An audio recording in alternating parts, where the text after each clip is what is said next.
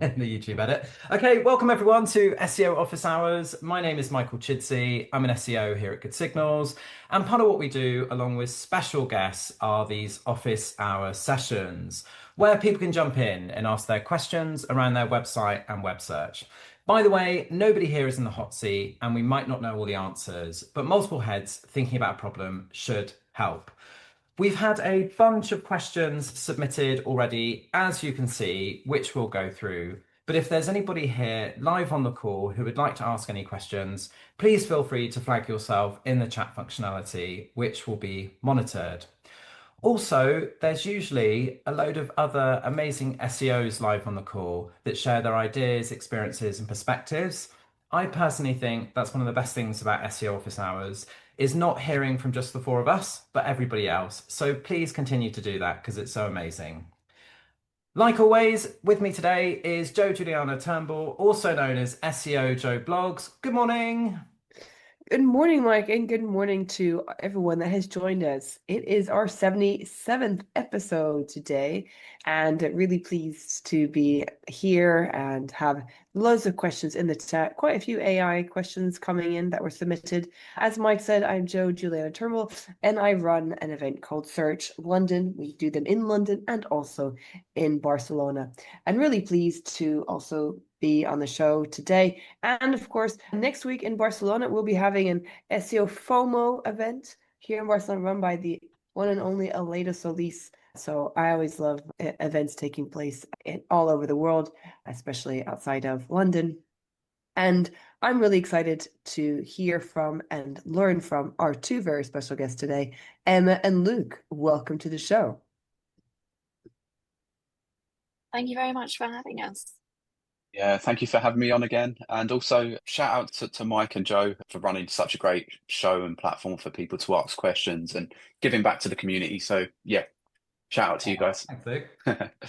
Thank you very much. Yeah, and as Mike said, like no one's in the hot seat, so we understand that SEO is a excuse me, it depends. It's can be always developing subject or field of work, and especially now with AI, we've seen a lot of it change. So I want to welcome Emma for joining us on the show today. So Emma is the founder of Oxford Comma Digital. It is a search-first digital agency that's dedicated to helping brands grow through organic search. She has more than a decade of experience in SEO. She's worked in-house, agency side. She's also supported startups and also some of the world's and UK's biggest brands like Sure Deodorant, Mitsubishi, House of Fraser, Graham and Brown. She also speaks at different conferences. She's been at Brighton SEO, Women in Tech SEO, Remote SEO, Reading SEO, and she's also a mentor at Women in Tech SEO, supporting the next generation of digital leaders. And please do connect with Emma here. I will just share here in the chat. Welcome, Emma, to the show. Thank you very much. Gosh, I'm blushing now. That's a great intro. Thank you. And welcome back, Luke. Luke is the head of SEO at an award-winning full-service marketing and transformation agency. So the co-founder was on the show last week. So thank you very much, Luke, for coming back on the show, SEO Office Hours. Yeah, I'm a bit of a veteran. I think it's like the fourth time now. Yeah, really looking forward to it. Yeah, Good. I did warn you that I put out a video just before saying Luke has been one of my favorite guests. I did let Emma know that because it's just like just so you didn't think it was after this recording that I put the video out. Luke does have a lot of experience. Got over 10 years where he's worked both in-house, he's worked agency side as well. He's very passionate about AI and organic traffic through data-driven strategies. Obviously, he's the head of SEO and AI at Strategic. He has spoken at Brighton SEO and, of course, been a guest on SEO Office Hours. And you're going to go to Brighton SEO as well, aren't you, in this October? Yeah, I'll be there in October. Yeah, it'll be good to connect with like-minded individuals. So yeah, feel free to spot me, reach out and yeah, connect. Great, thank you. I've just shared your profile, Luke, in the chat and as well Emma. So do connect with both of them on LinkedIn. Yeah, we've got loads of questions today, especially some AI ones. So keen to get started. I'll pass back to you, Mike.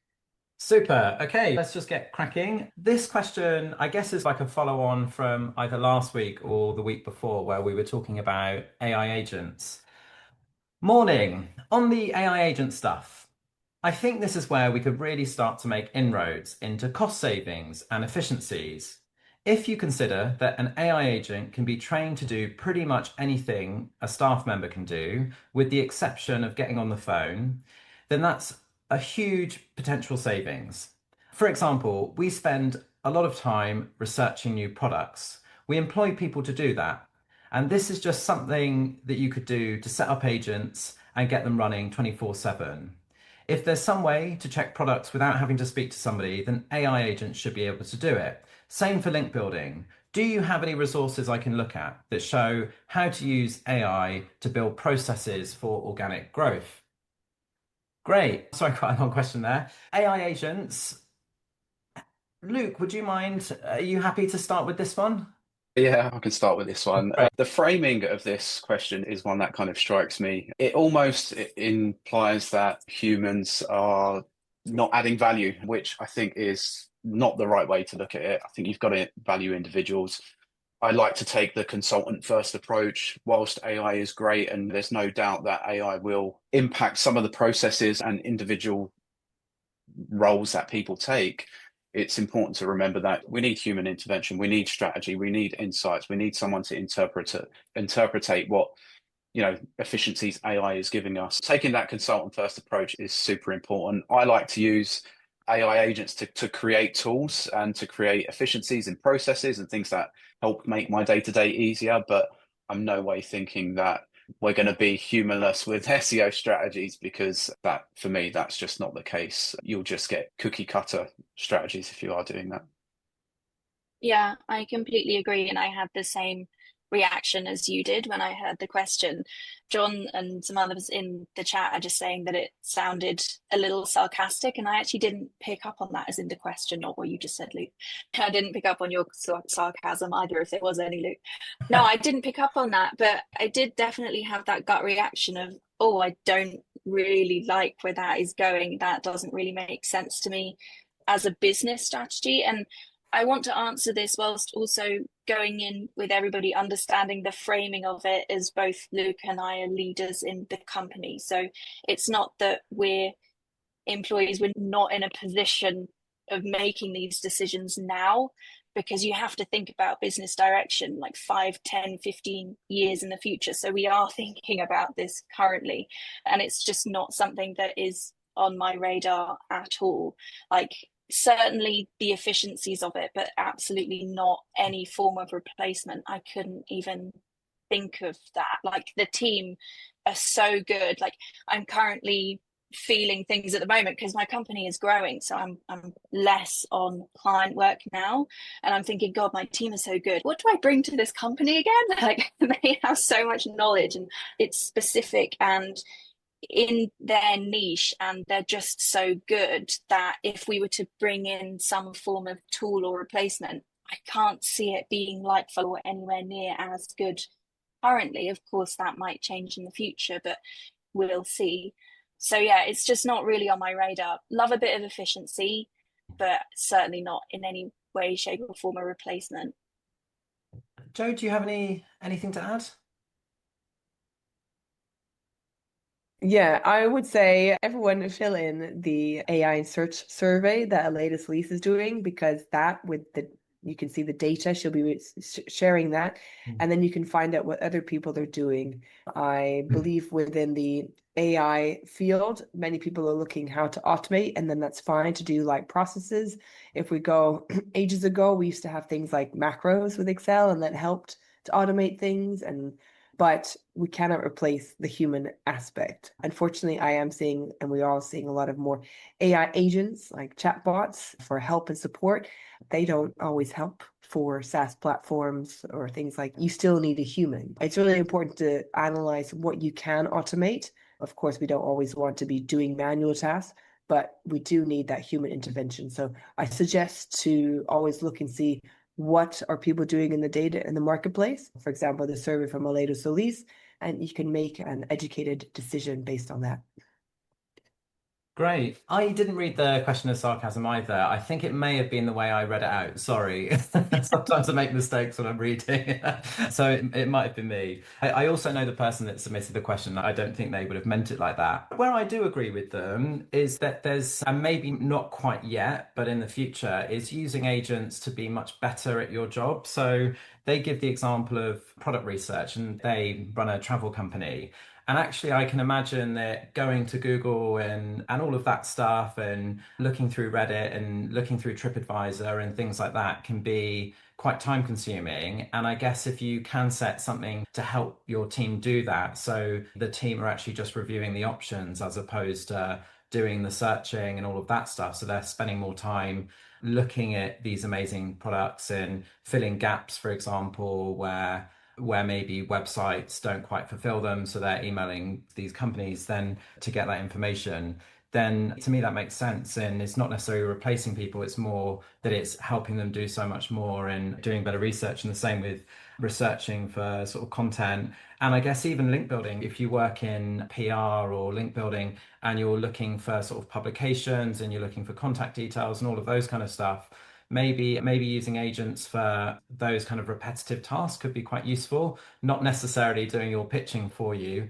And for what it's worth, the person says about agents, with the exception of them getting on the phone, they can also do that as well, some of them, but I don't think you want them doing that. I think one of the first industries to use AI agents on phones were things like loan collection companies and things like that, where that you just get bombarded. So yeah, I wouldn't start pitching to journalists using AI agents, but you can do that stuff.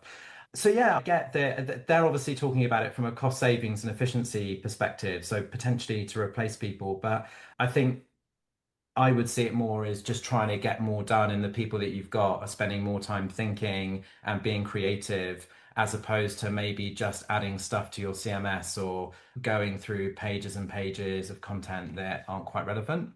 Does anybody else have anything to add? Or Joe, is there anything in the chat? Yeah, this was got a lot of chats or comments in the chat actually. So we have, sorry, Jonathan shared something about he shared something about a judge. This is from the Telegraph. He rebukes a taxpayer for using AI chatbot to fight a 13K pounds HMRC case. So that's quite interesting. The taxpayer has been scolded by a judge for actually using AI to fight his 13K checks case. Yeah, I would never use something like that. 13K is quite a lot. I think you should probably do that manually. And once it was saying getting a machine to do our work is not the right approach. Many people don't want to follow the internal process to arrive at a solution. And AJ's made a little bit of a joke. As long as the agent doesn't make a flight and links to itineraries that don't exist, that's Yeah, a that's good true. one. But That she was also one says, that we were testing. Oh, sorry, Joe. My partner and I were testing an agent, and we tested it on flights to see what it came up with. We didn't book anything because that could have been horribly wrong, but that is what we tested. It got it pretty wrong. oh, So, did it? Oh, very yeah. naughty. AJ was saying that if someone wants to use AI agents without additional home review, then without human overview, then good luck. But it really should not be a replacement. And Albert agrees as well. It's very different. And AI agents from Waleed was saying that they struggle with actually long-term memory, adapting to complex tasks, and they also struggle with truly understanding the context. I think that's actually key, the context too. Oh, Jonathan shared another one. I'm not sure I'm going to share that one, Jonathan. A Daily Story, like how reliable is that? And then actually, Mark made a good point. He said, I feel that we should have yet at the end of these statements about AI. So it's not currently working yet, or it's not the best that we should use at this moment in time or yet. And I'm just checking a few more things. Yeah, so yeah, that's a lot. Obviously, there's so much really going on that I 100% agree with what Mark said about yet. Maybe at the moment, yes, we can't do loads with it, but there will be a lot of changes coming through, but it's not going to replace humans at all, 100%. Yeah, I with what Mark said there, one thing that I'm finding is I just seem to run out of credits or would have to spend a lot of money to actually do something useful. So that's one of the reasons for me it's a yeah, is each time I do something, but it's like ChatGPT's agent mode, for example, I think each task you give it can take between 5 minutes and 30 minutes. But once you've done a few of those, then you've only it's like having somebody there for an hour and a half instead of actually for a whole week. So it's a bit of a pain.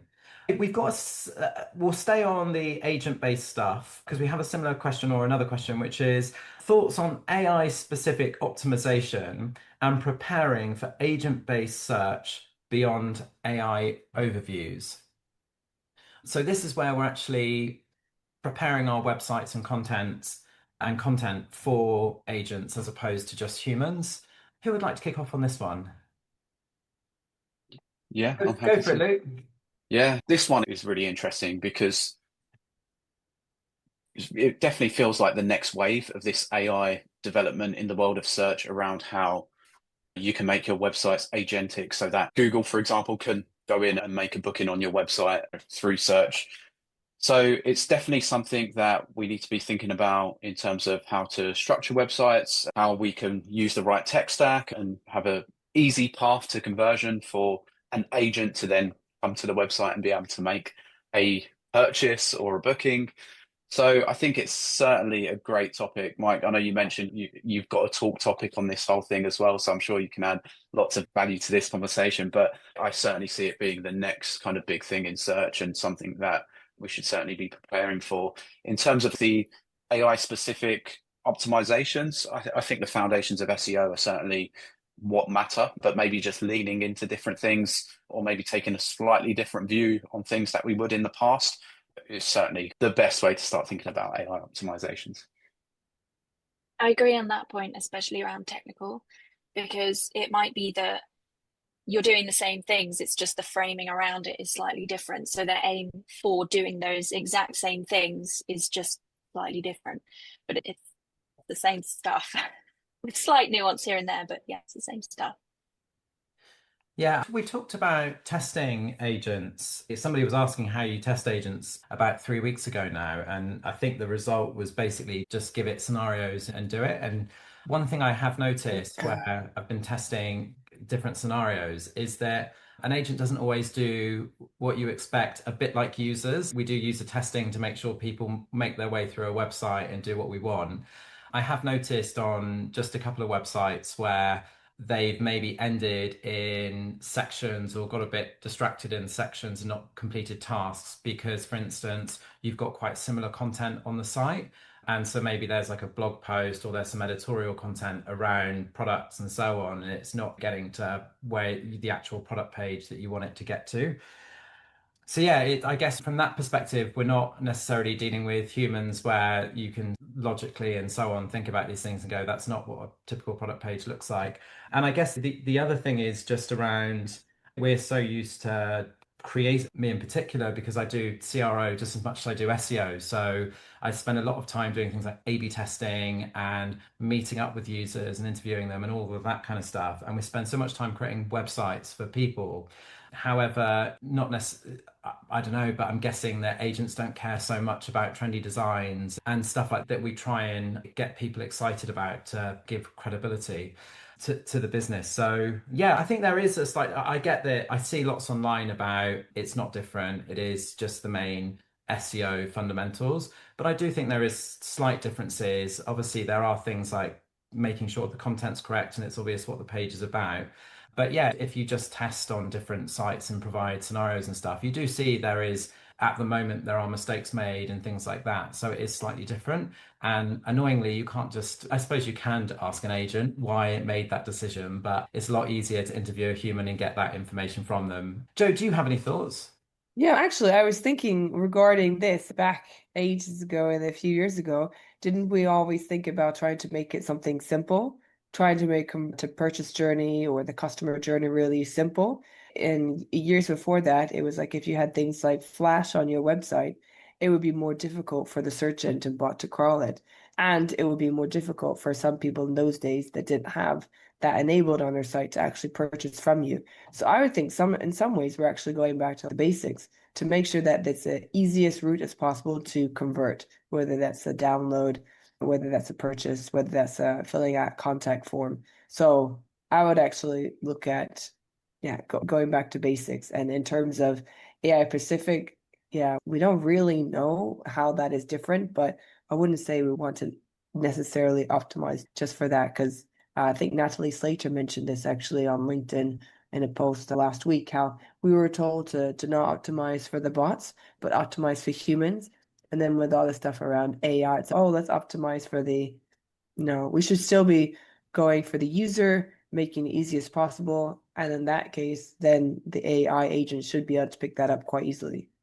But where I I would completely challenge you, agree. Oh, Ooh, sorry, Mike. No, challenge. before you challenge, I'm going to yeah, go agree. for it. No, I completely agree. I'm seeing a lot on LinkedIn, especially, but also from talking to people about how we need to optimize for AI agents so that they can do their thing and it can do everything for you. So it really needs to be clear. The language needs to be clear. You need all the information. And I haven't heard anything yet from a content perspective that I wouldn't argue that users also probably need. I think users are also probably seeking clarity too. I think what might cause a bigger divergence in how we optimize for an agent versus a user is how bad the agents are at actually performing a task that we want to replace a human doing. So, for example, a human can probably navigate a basic Shopify store, but is an AI agent good enough to do it, or do we need to form some kind of alternative funnel that is really simple, like just basic facts, maybe just like bullet points in a form? I don't know. I think that is probably what will form the divergence if it is needed, is how bad the AI agents are. See, so my experience actually so far hasn't been that they are that bad. For example, I've had agents log into WordPress backends for me and perform particular tasks and so on, which actually, if you imagine giving that task to somebody new out of university, that's also quite a complex thing to do if you've never done it before. And providing you provide instructions and so on, it's been able to complete the task successfully. Where I would challenge what you said, Joe, where I was saying I've got challenge is just actually maybe not now that everyone's using agents, but in the future, if these agents become much better and Joe Public is giving them you want to make sure that your website and content is the one that is preferred. And I think from doing things like CRO, it's you can create things like value propositions and conversion boosters that might appeal to humans that they may not have even thought they would have wanted until they came across your site and saw it. But for instance, if the original spec that someone's given an agent to pick a product or a service doesn't include those things, then that will just be totally disregarded. That's just my thinking on it at the moment. Luke, go for I it. Yeah, I also think that there's going to have to be another seismic shift in terms of UI for agents to really have a massive impact on user behavior. For example, in the current state, I wouldn't trust to type in to, let's say, AI mode to go and purchase something for me because I would be scared the AI agent's going to add another zero and my credit card or bank card will be maxed out. So I feel like there's going to be another big shift in terms of UI and how we integrate and use agents on a day-to-day basis that is yet to come. Yeah, I think we've got to see what that wave looks like and what is going to be that kind of seismic moment that's going to make us change the way that we interact with agents on a day-to-day basis, really. So It's yeah, got to interesting get the that crystal you ball out.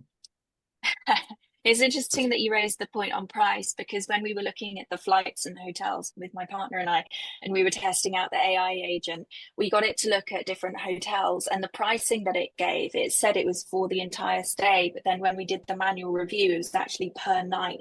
So it was wildly wrong on price. Yeah, I wouldn't be purchasing anything directly without a manual review.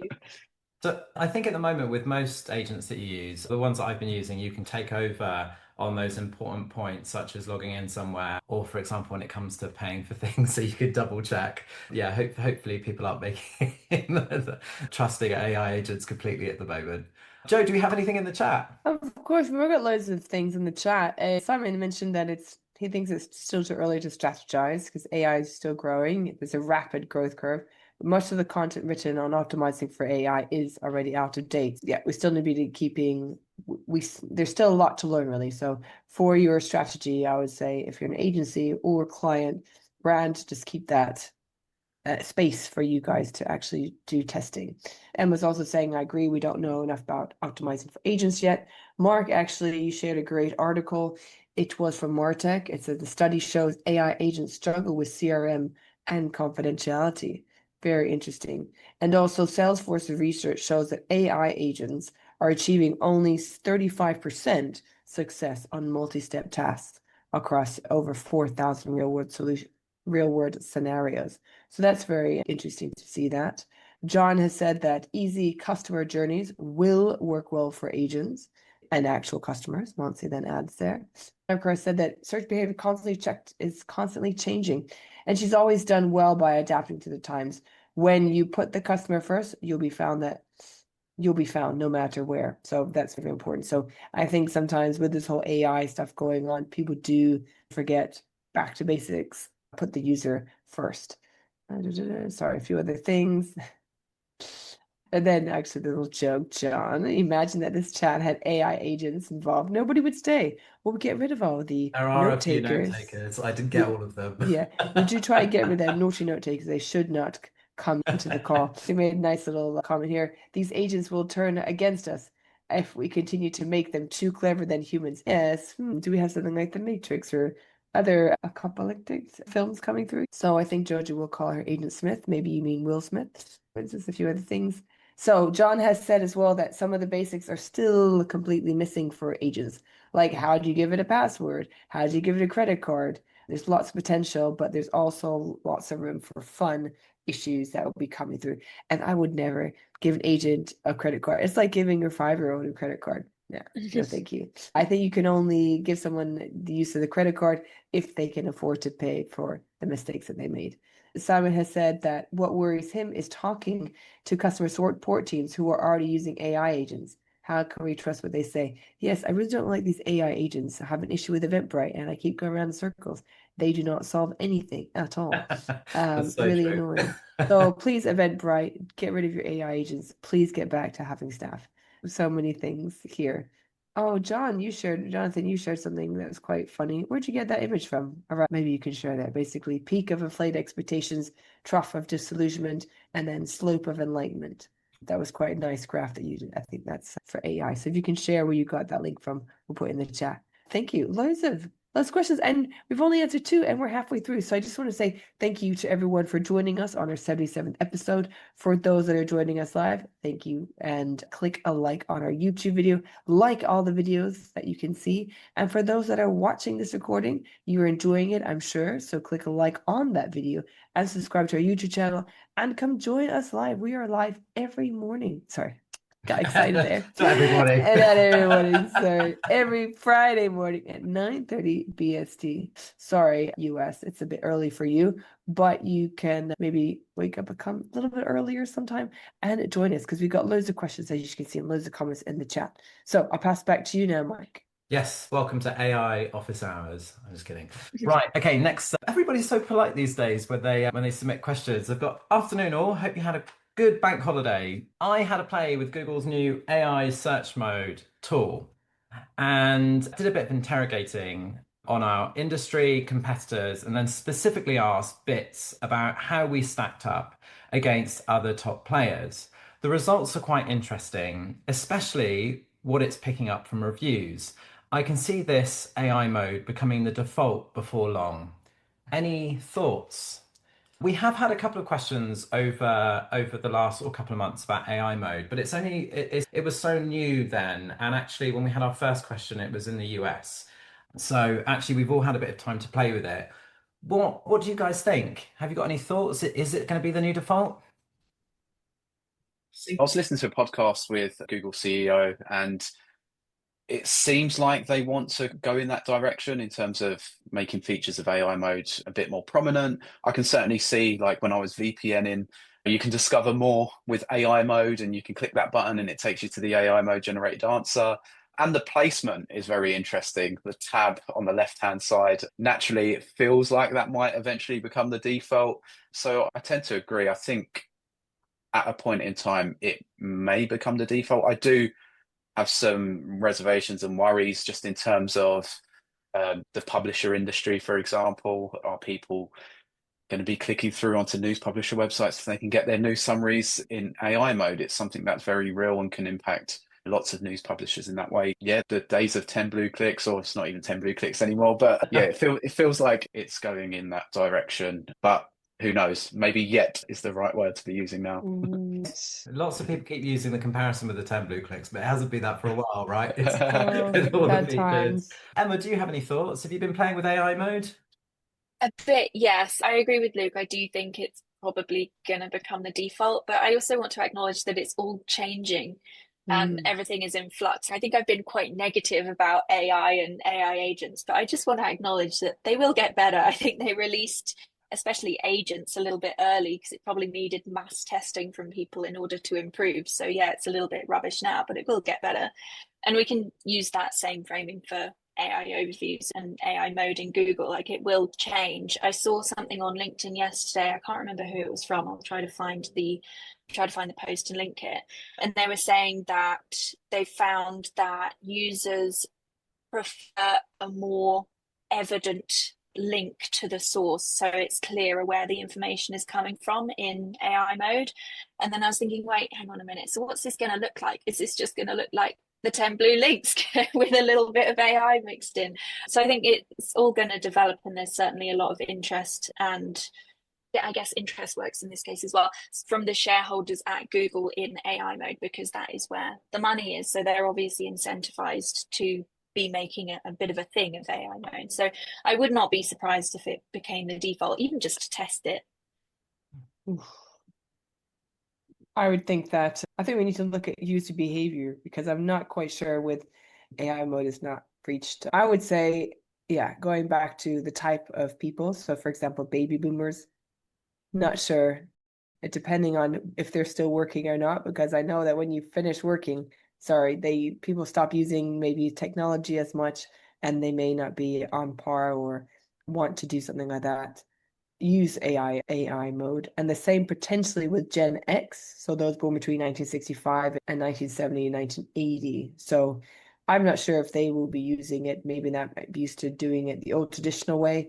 But I would say for AI mode, the people that probably be using it maybe more could be those that are Gen Z.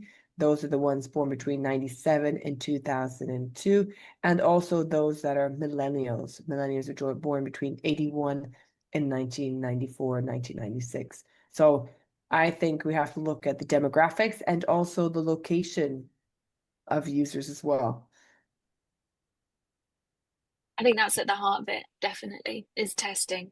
And John's added an interesting point in the comments saying that companies like money, and that we haven't even addressed the whole ads aspect of this. So I think that's a very good point. Thank you for bringing it up. Yeah, we'll have to see how ads fit into AI mode. I can imagine a world where, I don't know, maybe you search in Google as you would, and Google then displays whether or not it's an AI mode generated answer or whether it's a traditional web search listing. That would be quite cool to see how different queries and different cohorts of users are presented with different information. I can imagine that would be, yeah, maybe something on Google's agenda, hopefully, to test out. Yeah, I think that this is it. Like, it's all about testing. So actually, John said it's a very different way of looking for information. It's not something that's ideal for most searches, in my opinion, for now. But of course, we need to see what happens. People want to discover. So basically, think about the search. If you think about the searches you do, most of them aren't suitable for that long form answer. People want to discover content, read things written by humans. So I would say there's a lot that's going to be taking place in the next couple of years of testing. Mark was saying, like, can't AI mode just learn what type of answer format is suitable? He's seen AI mode give list to links type of results too. Interesting. And then Jordan, you shared one around AI mode sometimes shows 10 blue links, and you shared that in the chat. Good comment from Jonathan. It reminds him of an old website, UX problem. Some users search whereas others navigate. Yeah, this is true. Like, we don't know how people can be searching. I think it'll be interesting actually to do like a study on it, how people are using AI mode.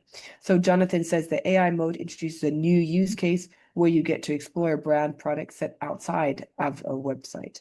It can be helpful if you don't understand like the search space. It's like a bit of an evolution. And then he also shared something, here's something over 10 years old. Oh, he shared something that's a good link that you just shared about the original problem. This is, yeah, I can't believe this. 2014, search is not enough. Synergy between navigation and search. When websites prioritize search over navigation, users must invest cognitive effort to create queries and to deal with weak implementations of site search. That's a very topical and very interesting and still relevant article. Thanks for sharing, Jonathan. Sorry, there's loads of stuff here. Jordan also shared a screen grab there. John saying, I really doubt the AI mode will be default. I can't imagine it's good for ads. Sorry, actually, Emma, you already said that one. Oh, Jeff is saying, unpopular opinion, one day Google and ChatGPT will offer a premium option with no ads. Sounds like Netflix and Amazon Prime and maybe YouTube. Very interesting. Yeah, loads of comments in the chat. Back to you, Mike. Great. I'm very similar to I've been doing similar things to what the person has been doing in the question, where they've said that they've been interrogating it. As an SEO, I do the same thing. So I ask questions and then I basically want to, why did you pick this? And why didn't you pick this one? And try and find out as much information as possible. And it's great for just giving you an unbiased opinion on why it serves certain results over others. And obviously that's not something that you can get, but the fact that you can keep asking questions about it is quite cool. I hope we never get that information in Search Console because I'm just constantly asking questions about other people's websites and why they appear. But yeah, amazing responses. I don't think I have anything else to add. I really AI mode, and I just think it's different to when you're using the sort of more traditional search. I feel like I use it for different things, and I'm a big fan. Maybe they'll integrate it a bit more, but it feels like they're already doing that, which is, yeah, I personally don't think it's a bad thing. And okay, Joe, anything else or anybody, anything else before we jump to the next question? This is just what actually Jeff said, and it was quite interesting. Maybe Mark, you could share also the source. So Jeff said, unpopular opinion, one day Google and ChatGPT will offer a premium option with no ads. And Mark said that paid users of ChatGPT are still losing them money at the moment. And ChatGPT is on course to lose $11 billion this year. If you can share the source, that'd be really interesting, actually, Mark. And lots of SEOs have been really excited about some tweets actually about experimenting more with links in AI mode this week. So that's also been something that's been in SEO news and so on, which is quite exciting. Okay, next question. So we've got two very similar questions. So I'll very quickly read through both of them. If Google is using query fan to break complex searches into subqueries, should we shift away from single keyword targeting and start structuring our content around thematic coverage and follow-up questions instead? And the other question is, how are people using query fan-out technique in their content strategies? Google's AI mode expands a single search into dozens of sub-related subqueries, e.g., what is X and how do I do Y? How do you structure content to be selected during that fan-out phase? Are people changing heading styles, chunking more, building content around implied questions? What are we all doing? Luke, go for it. I've spoken a lot, so yeah, Luke, do you want to go for it? Yeah, I'll go for this one. Yeah, so I've really been testing out this kind of query fan technique, try to understand the simultaneous searches that are run on these various different LLMs. I like it. I think the idea of keyword targeting, we have to move away from that if we haven't already. Like, we should be thinking about users and topics and themes. I really like reverse kind of engineering what results are pulling through. And I've coined the phrase, and I don't know if this is original or not, but creating hubs of relevance. So creating pages, again, just basic SEO really, but in a different flavor. Creating pages and then making sure it's really easy for LLMs to see related content and link directly to that content. So again, classic internal link strategies, but sometimes it's often forgotten on certain pages. So create these hubs of relevance, create themes of content, but by all means, please create user-first content, because if you're just writing for these LLMs, you're going to end up with tons of thin pages and they might do more harm than good. So yeah, user-first approach. And it's great to use the fan-out technique to really understand how to enhance content strategies.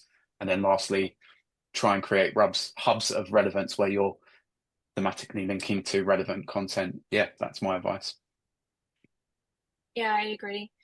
I think I mentioned earlier about technical SEO, where the framing of it and the understanding of how it might work for AI platforms might be different, but the understanding and what you actually have to do with technical SEO is the same. And I think it's the same with content.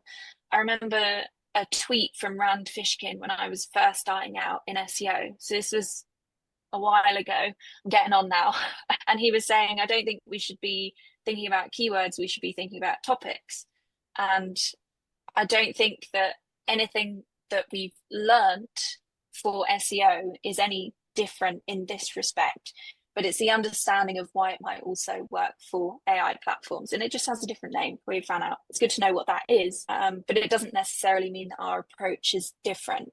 It might mean that you have more incentive in your strategies to do certain things than other things. But I think at the moment, where our understanding is at the moment, and I do think that our understanding still has a long way to go, I don't really see anything too different, but perhaps more emphasis on really getting the foundational things correct. Great. Joe, do you have anything to add? I don't have anything to add, just sharing some comments in the chat, but you can add something first before I do that. Yeah, same advice as I had a couple of weeks ago, really, on a similar question, which is I just think thinking about what somebody else might want to know when you're writing about a subject just makes your content better. And I don't think it's, I think when this came up last time, people were talking about sorry, which is a tool that can help with that stuff. So yeah, I just think using tools to basically work out other topics that people might find interesting or other questions that people have that are related to what you're writing about just makes the content better. I can't see why hopefully you were doing that anyway. Joe, do you have anything in the chat? Yeah, so Jordan said to use also ask. He shared a link. I just shared a link as well. Sorry, there's lots of comments here. Whenever someone adds a comment, it moves a little bit. So I just wanted to share. Yeah, so Mark has mentioned that they spend a little time working out whether prompt is going to be grounded with a web search or not. If you're getting an in-model answer, it's very hard to impact in any reasonable time. The web search grounded queries can be changed quite quickly and be appearing in the search results they are checking. There are tools out there for both OpenAI and Google Search, to predict if a query will be grounded or not. And you also shared, thanks, Mark, an image in there. Does the query need grounding? Yes or no? No for in-model answer. Yes for search for information. So was that your image, Mark? So that's very easy.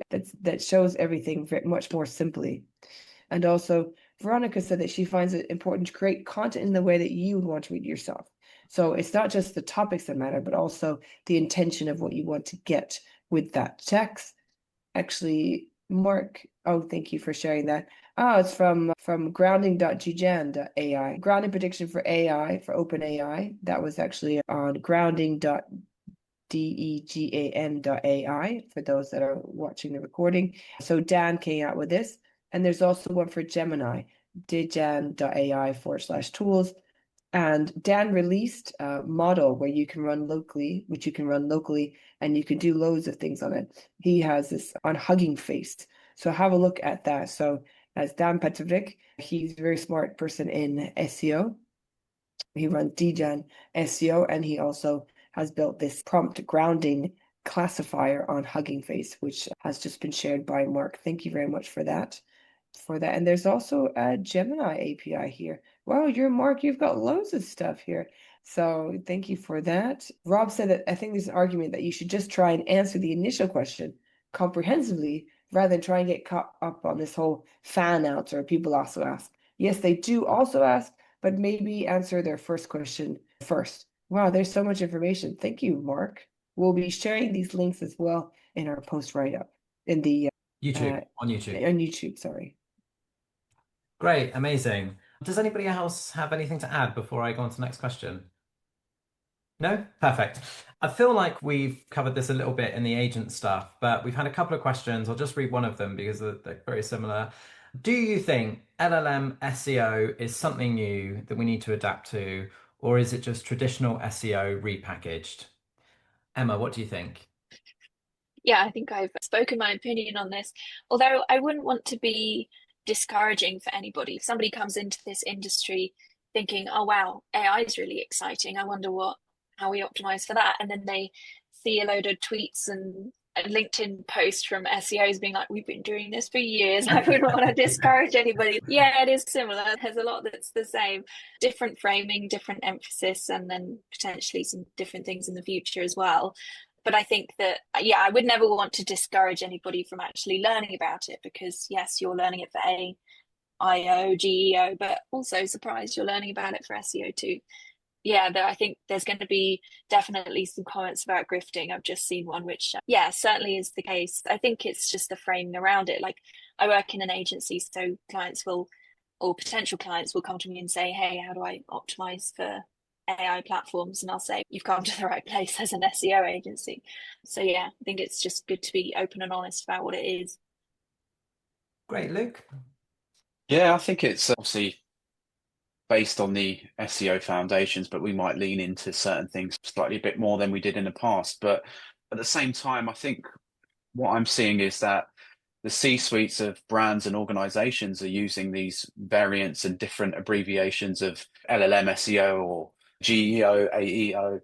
And instead of fighting these new acronyms, I think it's just important just to almost speak the language of what the C-suite are talking about and just educate them that it's based on SEO fundamentals, but with a little bit of flavor as well. Yeah, that's just another thing to think about in the framing of these new abbreviations that are doing the rounds.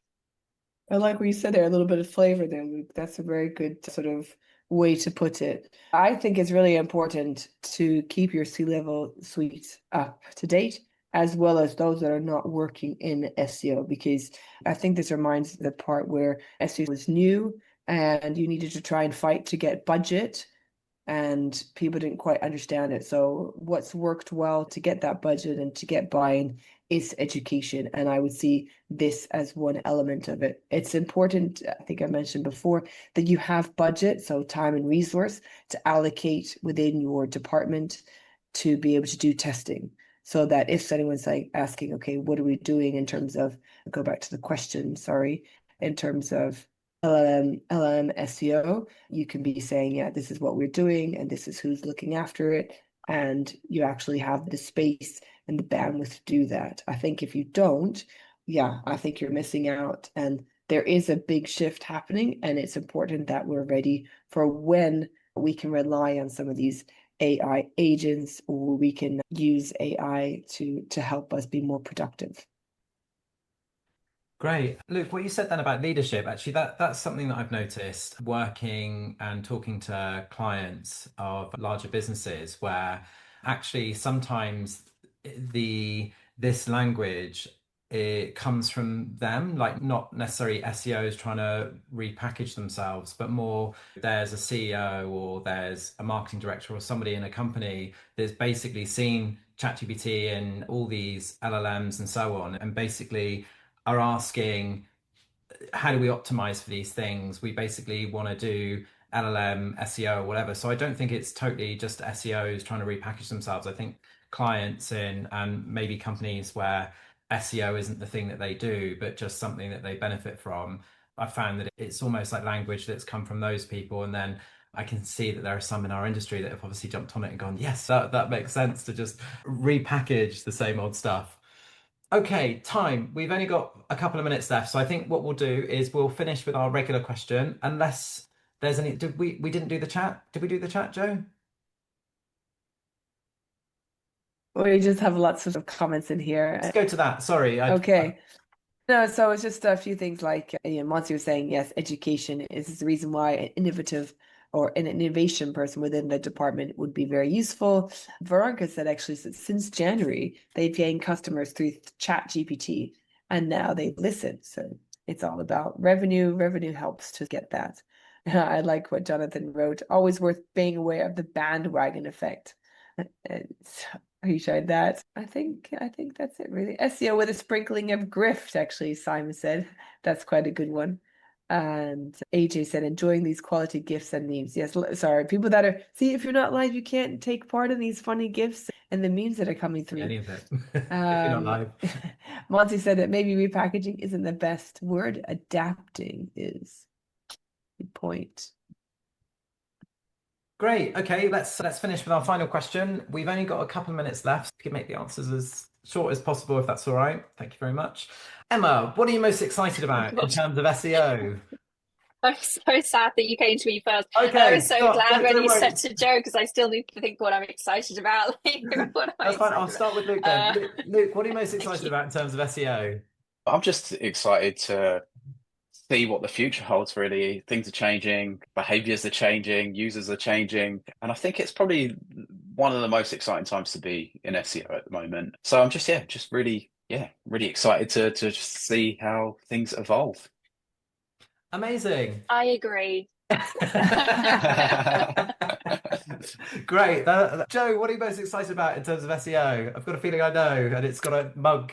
It's on a mug. Yes, the SEO FOMO event in my new hometown of Barcelona next Thursday. So it's run by Aledo Solis. Really excited. I'll be on the panel. We've got 3 panels taking part, and some people that are on the call today will be there as well.